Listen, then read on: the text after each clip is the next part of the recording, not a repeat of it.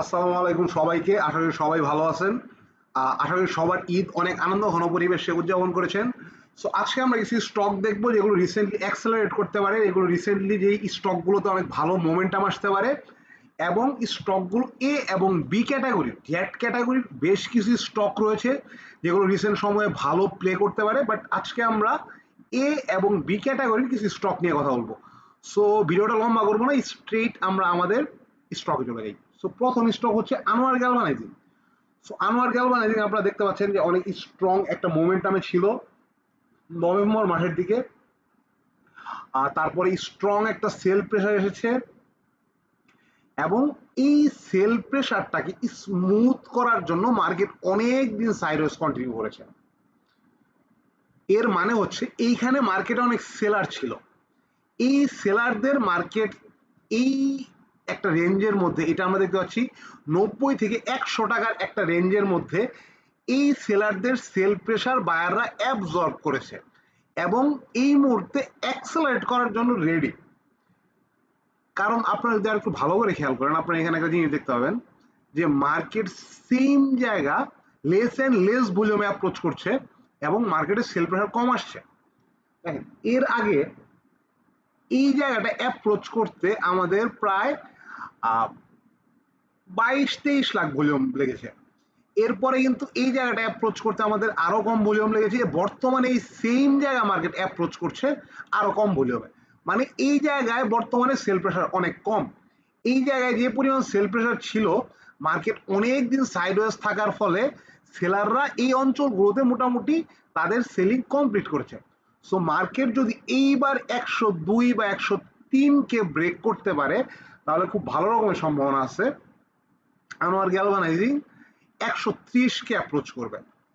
কারণ তার মাঝখানে কোনো স্ট্রং সাপ্লাই জোন নেই, এবং এই অঞ্চলগুলোতে যে সাপ্লাই ছিল সেই সাপ্লাইগুলো অলরেডি 90 থেকে 100-র মধ্যে বায়াররা অ্যাবজর্ব করে ফেলেছে। সো 103-কে ব্রেকআউট করতে পারলে এটার ফার্স্ট টার্গেট 130 এবং সেকেন্ড টার্গেট 150 হতে পারে। তারপরে আমরা যেই স্টকটা নিয়ে কথা বলবো সেটা হচ্ছে বিডি থাই ফুড।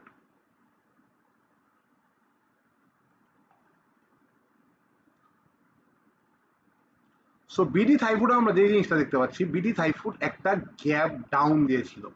এইটা মোটামুটি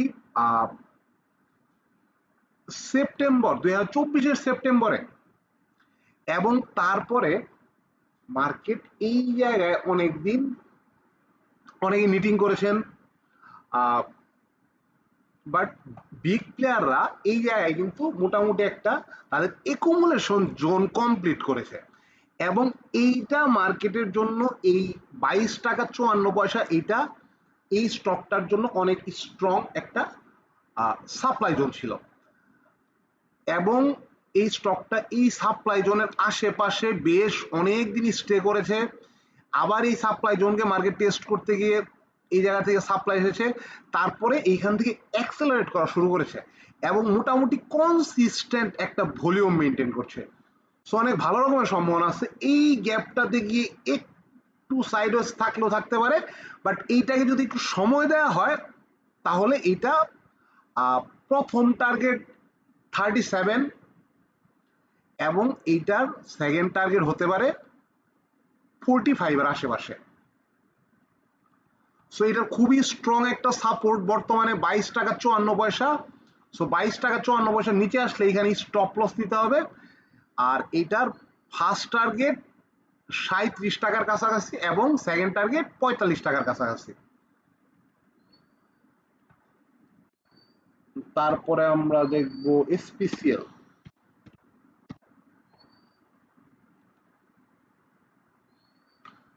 সো এসপিসিএল এও আমরা যে ব্যাপারটা দেখতে পাচ্ছি যে এসপিসিএল এ অনেক সেল প্রেশার ছিল। এইটা তার সেল প্রেশার বারবার অ্যাবজর্ব করেছে। এইখানে অনেক সেল প্রেশার ছিল আমরা দেখতে পাচ্ছি, এইখানে অনেক সেল প্রেশার ছিল আমরা দেখতে পাচ্ছি। বাট যেই জায়গা মার্কেটকে এর আগে খুবই স্ট্রংলি রিজেক্ট করেছে, খুবই স্ট্রংলি রিজেক্ট করেছে, এইবার বায়াররা ওই অঞ্চলের মাঝখানে নিয়ে গিয়ে মার্কেটকে স্টেবল করার চেষ্টা করছে। এবং অনেক লেস ভলিউমে। দ্যাট মিনস যেই অঞ্চলে এর আগে মার্কেট অ্যাপ্রোচ করলে অনেক স্ট্রং সেলিং আসতো, এইবার ওই সেম অঞ্চল অ্যাপ্রোচ করছে বায়াররা অনেক লেস ভলিউমে, মানে এই জায়গার সেল প্রেশার অনেকটাই কমে গিয়েছে। সো এসপিসিএল যদি 56 টাকা 40 পয়সা ব্রেক করে কোনো একটা ডেইলি ক্লোজিং দিতে পারে, খুব ভালো রকমের সম্ভাবনা রয়েছে এসপিসিএল 70-71-কে অ্যাপ্রোচ করবে, 70 টাকাকে অ্যাপ্রোচ করতে পারে, এবং এইটার সেকেন্ড টার্গেট হতে পারে 77 টাকা। কারণ আমরা দেখতে পাচ্ছি যে আর 60 টাকা এটাকে একটু সাপ্লাই জোন হিসেবে কাজ করতে পারে, বাট অনেক দিন সাইডওয়েজ থাকার ফলে এবং অনেক দিন মোটামুটি 56 টাকায় অনেক স্ট্রং সেল প্রেশার আসার ফলে 60 টাকার যে সেল প্রেশারটা ছিল ওইটা মোটামুটি এই অঞ্চলের দিকে ডাইভার্ট হয়ে গিয়েছে। সো এইবার যদি এসপিসিএল 56 টাকা 40 বা 56 টাকা 50 পয়সা ব্রেক করে কোনো একটা ডে ক্লোজিং দিতে পারে, তাহলে খুব ভালো রকমের সম্ভাবনা রয়েছে এটার ফার্স্ট টার্গেট 70 টাকা এবং সেকেন্ড টার্গেট 77 টাকা হতে পারে। এবং আপনারা যদি ভালো করে খেয়াল করেন, এর আগে এসপিসিএল এর মোটামুটি এই জোনের মাঝখানেই এটার প্রাইস স্টেবল থাকতো।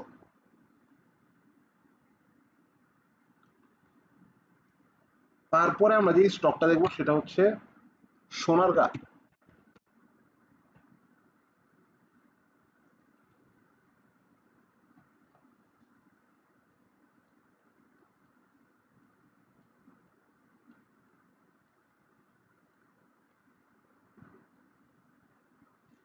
সোনারগাঁ একটু ডিফারেন্ট, ওই বাকি দুইটা আমরা যেই স্টকগুলো দেখলাম তার চেয়ে একটু ডিফারেন্ট।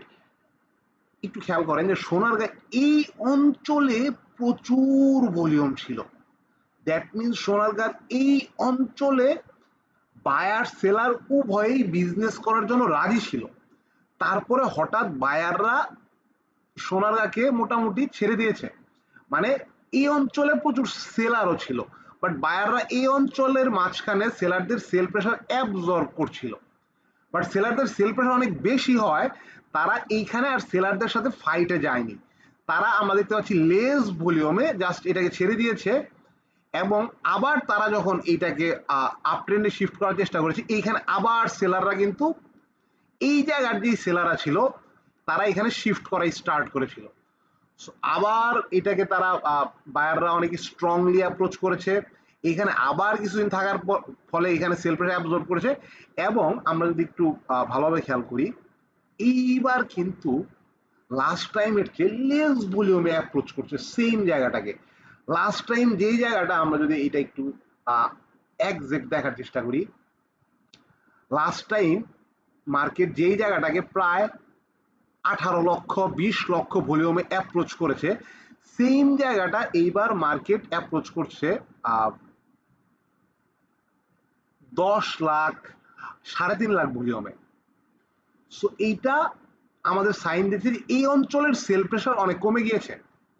সো খুব ভালো রকমের সম্ভাবনা আছে এইটা 50-এর দিকে একটু সাপ্লাই আসতে পারে, বাট 50-এর সাপ্লাইটা খুবই স্ট্রং হবে বলে মনে হচ্ছে না, কারণ মোস্ট অফ দ্য সাপ্লাই এখানে আমরা দেখতে পাচ্ছি যে মোস্ট অফ দ্য সাপ্লাই এই 32 টাকা থেকে 38 টাকার ঘরে বায়াররা অ্যাবজর্ব করে নিয়েছে। তারপরে বায়াররা অনেক স্ট্রং স্ট্রেংথ শো করেছে এবং এই অঞ্চলে আরো কিছু সেল প্রেশার অ্যাবজর্ব করেছে, এইবার অনেক লেস ভলিউমে সেম জায়গাটাকে অ্যাপ্রোচ করছে, যেই জায়গাটায় এর আগে আমরা দেখতে পেয়েছি এখানে এই জায়গা আমরা দেখতে পেয়েছি এখানে প্রায় 15-16 লাখ ভলিউম লাগতো।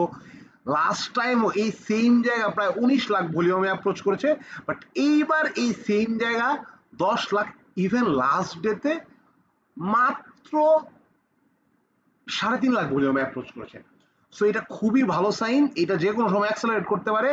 50 একটা রাউন্ড ফিগার, এই এইদিকে একটু আরেকটু সেল প্রেসার আসতে পারে, কারণ এইদিকে আমরা দেখতে পাচ্ছি যে এখানে কিছু সেলার রয়েছে। সো এইদিকে একটু সেল প্রেসার আসতে পারে, কিছু সাইডওয়েজ থাকতে পারে, বাট তারপরে এইটার রেজিস্ট্যান্স হচ্ছে, প্রথম রেজিস্ট্যান্স 62 এবং সেকেন্ড রেজিস্ট্যান্স অলমোস্ট 74 এর আশেপাশে। আর তারপরে আমরা দেখবো কোয়াস মাইন্ড।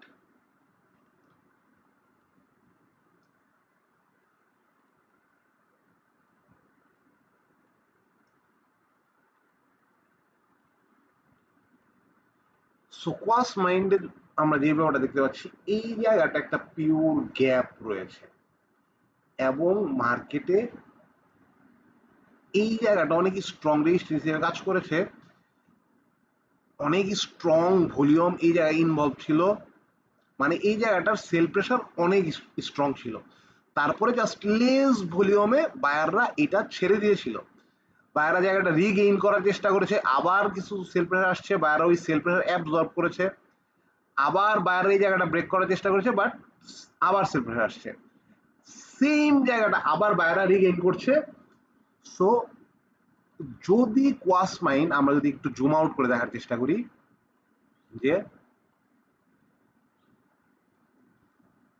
আমরা এখানে দেখতে পাচ্ছি যে লাস্ট টাইম এই সেম জায়গাটা কোয়াস মাইন্ড অ্যাপ্রোচ করেছে অলমোস্ট 30 লাখ ভলিউমে। এইবারও মোটামুটি তার নিচের একটা প্রাইস পয়েন্ট যেটা 42-এর কাছাকাছি, এইটাও 30 লাখ ভলিউমে অ্যাপ্রোচ করেছে। বাট তারপরেও মার্কেট 2 দিন মোটামুটি এখানে আমরা দেখতে পাচ্ছি যে ভলিউম ছিল 20 লাখের কাছাকাছি, বাট লাস্ট ডেতে এইখানে কিন্তু ভলিউমটা অনেক বেশি ড্রপ করেছে এবং এখানে আমরা দেখতে পাচ্ছি মাত্র 11 লাখ ভলিউমে এইটা তার স্ট্রংগেস্ট সাপ্লাই জোনকে টেস্ট করছে। সো আরেকটু সাইডওয়েজ থাকলেও থাকতে পারে, কারণ এখানে স্টিল সেল প্রেশার আছে, হয়তোবা সেলাররা আরেকটু উপরের দিকে ডাইভার্ট হওয়ার চেষ্টা করছে। সো এইখানে বায়াররা আরেকটু সাইডওয়েজে সেল প্রেশার অ্যাবজর্ব করার চেষ্টা করতে পারে, বাট যদি কোয়াস মাইন্ড 44-এর উপরে কোনো ডেইলি ক্লোজিং দিতে পারে, 44 টাকার উপরে যদি কোয়াস মাইন্ড কোনো ডেইলি ক্লোজিং দিতে পারে, এটার ফার্স্ট টার্গেট হবে 52 টাকা, কারণ পিওর গ্যাপ আছে এইখানে। সো এটার ফার্স্ট টার্গেট 51-52 টাকা হবে, এবং এই গ্যাপটাকে ফিল করার পরে মার্কেট যদি আবার মার্কেট যদি এইখানে সেল প্রেশার অ্যাবজর্ব করতে পারে, এটার সেকেন্ড টার্গেট হবে 60 টাকা। সো যদি কোয়াস মাইন্ড 44 টাকার উপরে ডে ক্লোজিং দিতে পারে, তাহলে এইটার ফার্স্ট টার্গেট 52 থেকে 53 টাকার কাছাকাছি এবং সেকেন্ড টার্গেট 60 টাকা। তারপরে আমরা একটু দেখব peninsula.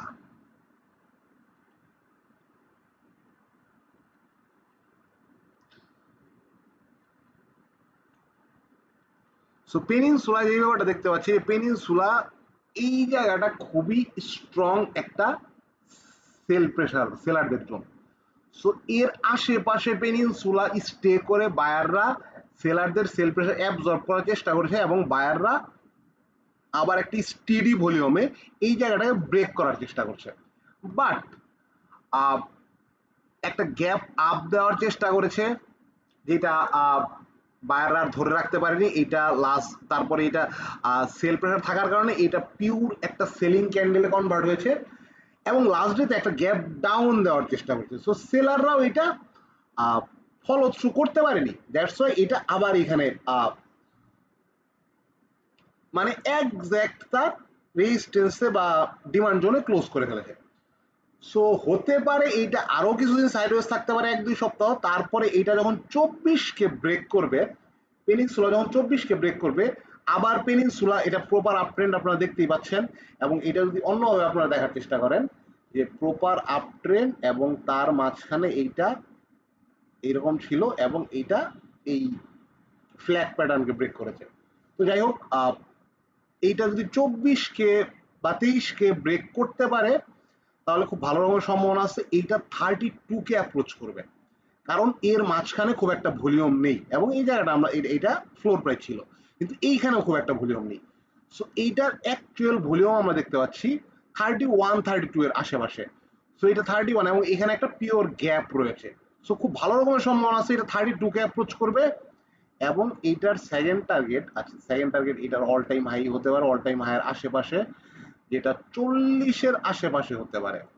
So first target 32, second target 40 থেকে 41 এবং এইটার খুবই স্ট্রং একটা সাপোর্ট বর্তমানে 21 টাকার আশেপাশে। আমরা আরো দুইটা এক্সট্রা স্টক দেখার চেষ্টা করব। আমরা বিডি থাইটা একটু দেখবো।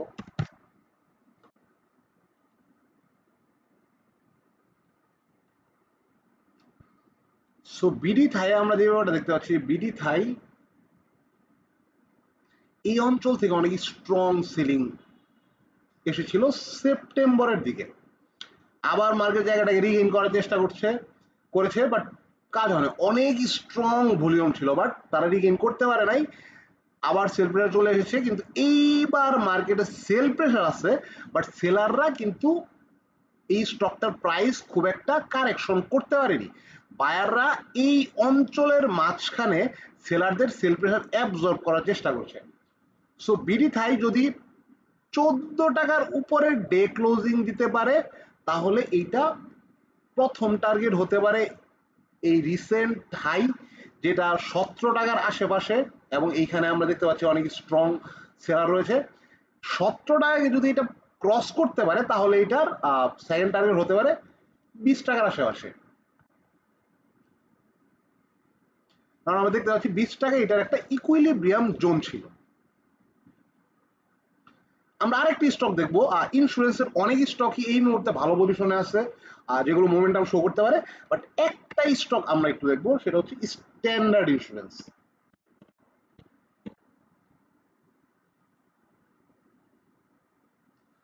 সো স্ট্যান্ডার্ড ইন্স্যুরেন্স যে ব্যাপারটা আমি দেখতে পাচ্ছি যে এইটা মোটামুটি যখন এটা তার লোকে অ্যাপ্রোচ করেছে তারপরে এটা প্রায় বেশি স্ট্রং ভলিউম পেত এবং এই জায়গায় অনেক স্ট্রং সেল প্রেশার ছিল। মার্কেট এই এটা 46.80 আশেপাশে মার্কেট এই জায়গাটাকে বেশ কয়েকবার অনেক স্ট্রং ভলিউম দ্বারা অ্যাপ্রোচ করেছে বাট ব্রেক করতে পারেনি। কিন্তু এইবার মার্কেট এই জায়গাটাকে অ্যাপ্রোচ করেছে, মার্কেট সাইডওয়েজ ছিল এই এবং এখানে সেল প্রেশার অনেকটাই কমে গিয়েছে যেহেতু ওভারঅল ইন্স্যুরেন্স সেক্টর একটা মোমেন্টামে রয়েছে এবং তার এক্স্যাক্ট রেজিস্ট্যান্স থেকে যেটাকে মার্কেট রিসেন্ট সময় ব্রেক করেছে ওই জায়গা থেকে আবার একটা বাইং ক্রিয়েট হয়েছে এবং মোটামুটি একটা কনসিস্টেন্ট ভলিউম। এবং এর আগে আমরা দেখতে পাচ্ছি এখানে হিউজ ভলিউম ছিল, বাট এটা তার উপরের প্রাইস পয়েন্টটা 46-এ এটা যেই ভলিউমে অ্যাপ্রোচ করেছিল এটা কিন্তু 48-এ তার চেয়ে বেশ কম ভলিউমে অ্যাপ্রোচ করছে, মানে সেল প্রেশার অনেকটাই কম।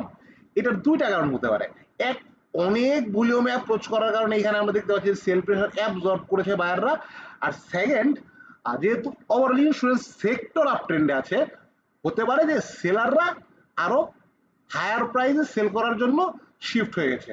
সো যেই কারণেই হোক এটার একটা ভালো মোমেন্টাম শো করার সম্ভাবনা রয়েছে এবং এটার ফার্স্ট টার্গেট হতে পারে মোটামুটি 55 থেকে 56 টাকা, যেটা আমরা দেখতে পাচ্ছি রিসেন্ট হাই, এবং সেকেন্ড টার্গেট হতে পারে 66 টাকা, আর ওভারঅল সেক্টরিয়াল মোমেন্টাম কন্টিনিউ করলে এটা 74 টাকা পর্যন্ত যেতে পারে। সো এই ছিল মোটামুটি আজকের ভিডিও। আজকের ভিডিওতে আমরা শুধুমাত্র মোমেন্টামি স্টক এবং শুধুমাত্র এ এবং বি ক্যাটাগরির যেই স্টকগুলো রিসেন্টলি মোমেন্টাম শো করতে পারে ওই স্টকগুলো নিয়ে কথা বললাম। সো ধন্যবাদ, সবাই ভালো থাকবেন, আসসালামু আলাইকুম, আল্লাহ হাফেজ।